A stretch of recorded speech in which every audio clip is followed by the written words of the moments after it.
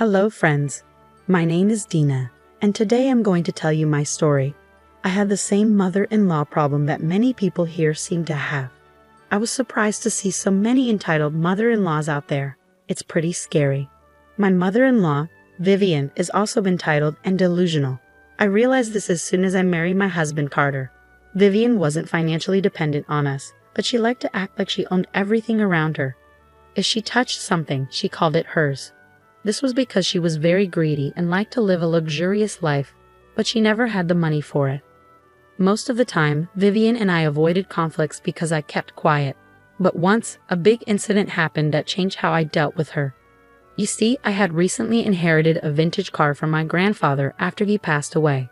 That car was very important to me and I was happy to have it. But to my mother-in-law, it was just something that needed to be sold so she could get some of the money. Carter and I had avoided telling Vivian about the car because we knew she would say something ridiculous like sell the car and give me the money. And sure enough, Vivian didn't disappoint. She was staying with us for a couple of days because her house was under emergency renovation. Her fault, but that's another story.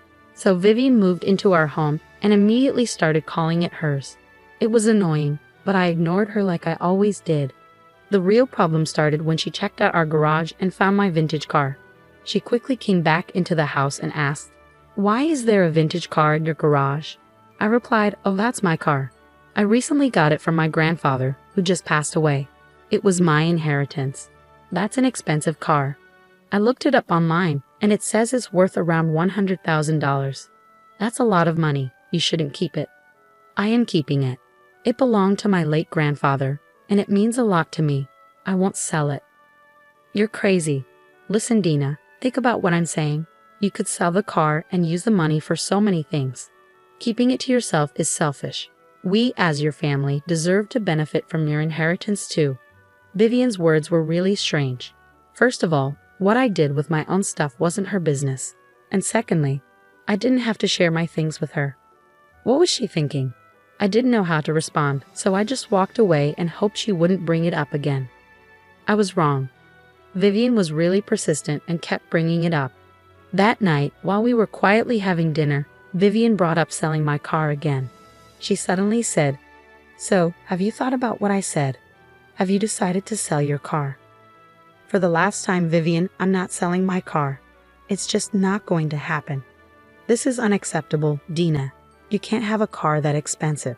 You're not rich. Your Honda is good enough. You need to think about your family and sell the car so we can all enjoy the money. You can't tell me what to do with my car, Vivian. That's my decision. I don't mind keeping the car in my garage. It's sentimental and I've always wanted it. I'm not selling it to anyone. Carter, you need to tell your wife to sell the car. She can't just keep an expensive car when we could have the money." Vivian expected Carter to agree with her.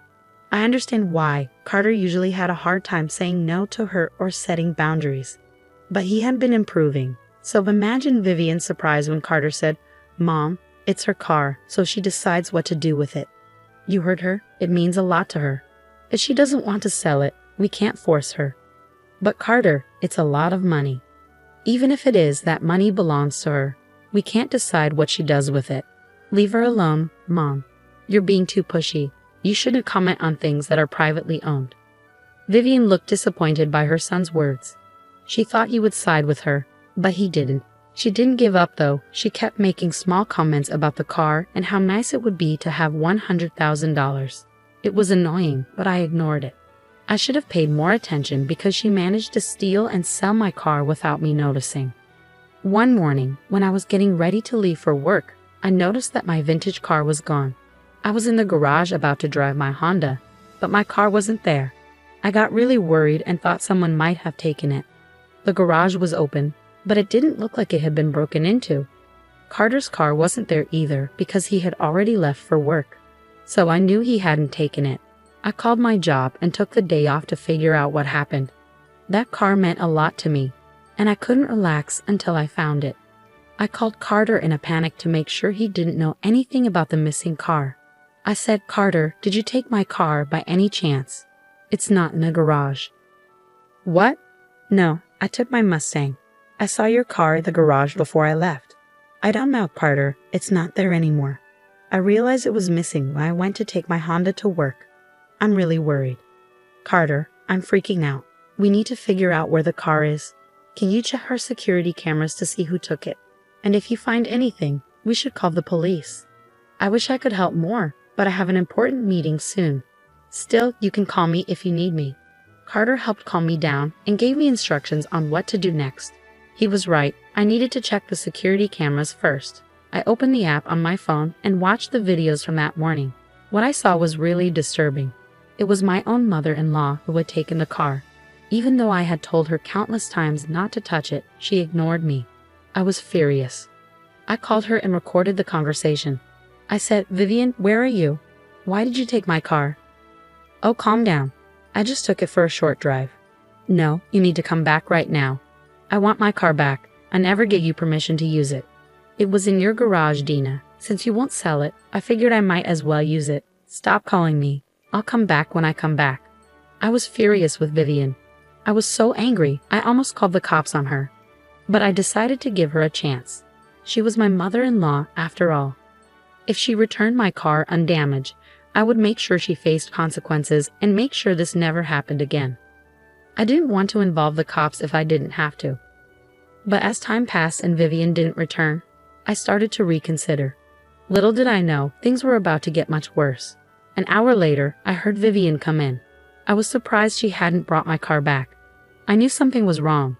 What was even more concerning was that she had several shopping bags with her, all from luxury brands she couldn't afford. I rushed up to her and demanded to know what was going on. I stopped her and said angrily, "What's going on, Vivian? Where's my car?" "It's in your driveway." "I'm talking about my vintage car, Vivian. Where is it?" "What did you do?" "Oh, you mean your vintage car? Well, I guess you can say goodbye to your $100,000 car." "Oops, too late. It's already gone." "What do you mean, too late? You need to explain, Vivian. I'm losing my patience. I did what you should have done a long time ago. I sold your car," Vivian said casually. She didn't seem sorry at all. In fact, she looked pleased with herself. My anxiety turned into pure rage. I couldn't believe what Vivian was saying. She just admitted to selling my vintage car. I tried not to yell, but I was on the verge of exploding. "You sold my car. Are you serious?" "Yes, I'm serious, Dina. I sold your car today. It brought in good money. That's how I paid for all this stuff." "Let me make sure I understand. You took my car without permission, sold it, and used the money." "Yes, that's exactly what I did." "Why are you so surprised? I told you to sell the car. Having such an expensive car in the garage is a waste." "Are you crazy, Vivian?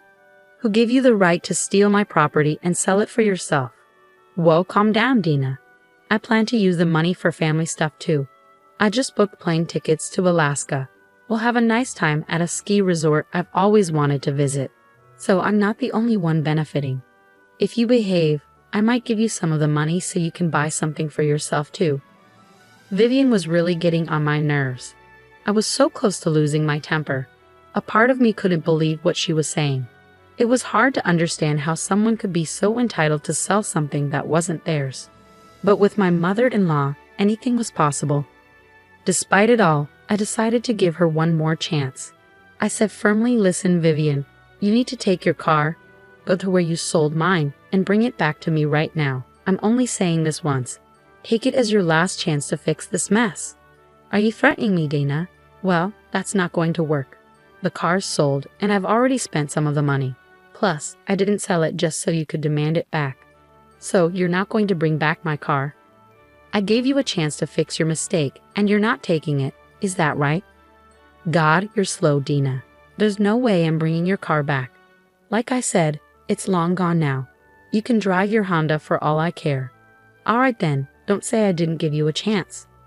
Vivian didn't even bother to listen to the last part. She just took her shopping bags and went to her room. I was reeling from the audacity of this woman, but I knew yelling wouldn't help. I needed to act fast if I wanted my car back. So I did what anyone would do. I called the cops and explained what happened.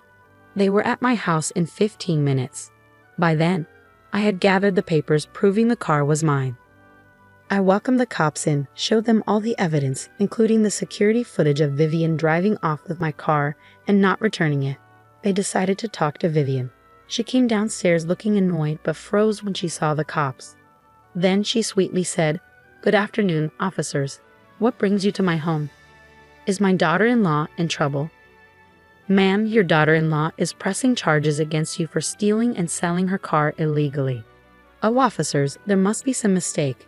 As you can see, her car is right here in the garage. She's just being spiteful by calling you here." "Ma'am, we're not talking about the Honda. We're referring to the vintage car you sold today." "There's no vintage car in my house, officers. This must be a misunderstanding. We're not wealthy enough to have a vintage car." "Ma'am, we have paperwork and video evidence of everything. Plus, there's insurance involved. There's no point in lying to us." When the officers saw through Vivian's lies, she tried a different approach. It was almost amusing to watch her come up with these crazy stories to cover her tracks. She looked a bit embarrassed as she said, "Oh, that one, officers. I might have been confused. Yes, she used to own a car like that, but she asked me to sell it. So that's what I did today." "Why are you lying to the officers, Vivian? I never gave you permission to drive, let alone sell, the car." "Dina, what's wrong with you? You can't just change your story like that. Are you trying to frame me? That's so unfair. Officers, you have to understand, Dina's trying to set me up. I swear she gave me permission to sell it. I pulled out my phone and played the recording of me telling Vivian to come home and leave my car alone. It clearly showed I didn't give her permission to use or sell the car and that I wanted it back." The officers listened and looked very annoyed. They gave Vivian a stern look and said, "Are you going to keep lying, or is that it?" Vivian stuttered, "Well, I can explain. Just hear me out." "You don't need to explain here, ma'am. You can do that at the police station. You're under arrest for stealing your daughter-in-law's car." Now Vivian looked genuinely scared. She was visibly nervous, with tears welling up in her eyes.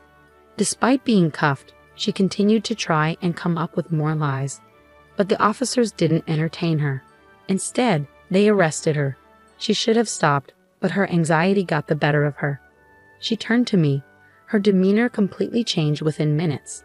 She went from being confident to a frightened person begging for help. She pleaded, "Dina, you can't let this happen. You can't have your own mother-in-law arrested. Think about what people will say." "I don't care what people will say, Vivian. You committed a crime and need to face the consequences. I'll do anything to get my car back. It's just a car, Dina.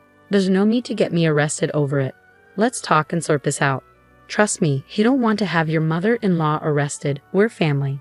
You didn't care about my family when you sold my car. You sold a piece of my family's history. You don't get to play the family card now." Vivian was already in tears, begging me to let it go. She was delusional, thinking I would just forgive her horrendous behavior. She pleaded with me until she was taken to the cop car. Before getting in, she shouted at me, "This isn't over, Dina. I'll get my son involved. He'll put you back in your place." "Good luck with that, Vivian. I'm sure your son will do what's right. Focus on getting out of jail. I've said goodbye to my car, but you'll be saying hello to a lawsuit." "You'll get nothing. My son will protect me. He'll come to rescue me and kick you out of the house." Well, her son did go to the police station, but not to rescue her. When Carter called me and asked what was happening, I told him to meet me there. I needed to file a case in person, and it would be better for both of us to meet at the station. Plus, I wanted to see Vivian's face when Carter saw the situation. We met and went straight to Vivian. When she saw him, she started to cry. "Carter, look what your wife has done. She hates me so much she put me in jail. I can't be here, Carter. You need to do something." "Dina, what's going on? Why did you put Mom in jail?" "Hey Vivian, care to explain to your son what you did with my car?" Vivian suddenly went quiet. She was probably trying to think of an excuse to make herself look better. But she couldn't come up with anything. She stayed quiet with her head down. "Mom, say something. Why are you so quiet?" What can she say, Carter? She stole and sold my car, then came home with shopping bags and told me she booked us a vacation in Alaska. Wait, what? Mom, what did you do? Oh, there's more, Carter. The cops got a name out of her. They contacted the man, and he said the car was damaged a bit after he got it. So this is going to be a big lawsuit. I can already see it costing $1 million. Oh my God, Mom, what have you done? I told you to stay away from Dina's car. Why can't you just listen for once? Carter had never spoken to his mother in such a tone before. Vivian was surprised and didn't like it at all. She was crying now, trying to make him feel guilty, but I knew Carter wouldn't save her this time. He knew where to draw the line. Vivian still tried, saying, "Son, you need to get me out of here. I can't stay in this place. You have to convince Dina to drop the case. I can't afford a lawsuit. You know that." "Why would I do that, Mom? You're the one who committed a crime by doing something so incredibly stupid. Carter, if you don't help me, my life will be ruined. I'll be broke and still have to serve time in jail. You should have thought about that before breaking the law. I'm going to support Dina in what she's doing. This time, you've gone too far. I can't forgive this. Mom, you're on your own." Vivian kept begging us to change our minds and forgive her, even resorting to begging me for forgiveness again. But I wasn't going to listen. Carter was furious and decided to leave the police station with me. He was really sorry for his mom's actions and said he'd never forgive her for this. He even encouraged me to pursue my case and get my car back. I did eventually get my car back, but it took a while. The buyer had been in a small accident with it, and it got badly dented. Repairing vintage cars can be expensive, and with lawyer fees added in, Vivian ended up paying $1 million for the lawsuit. She was forced to sell her childhood home and take on debts. It was tough for her, but we didn't sympathize. Carter made it clear we didn't want her around anymore. He also said we wouldn't be contacting her for a long time. That made her cry and throw a tantrum again. News of her arrest and lawsuit spread fast. Her friends dropped her, not wanting to associate with a criminal. Even her family was furious, who sells stolen stuff. I was glad to see the rest of the family had some sense. Anyway, we're still not in contact with Vivian and the lawsuit is settled. I got my car back and had a skilled mechanic work on it. All paid for by Vivian, of course. The mechanic did such a good job you wouldn't even know it was damaged. So I got my car back good as new, while Vivian lost her house and is now living alone in a rented apartment, desperate for company.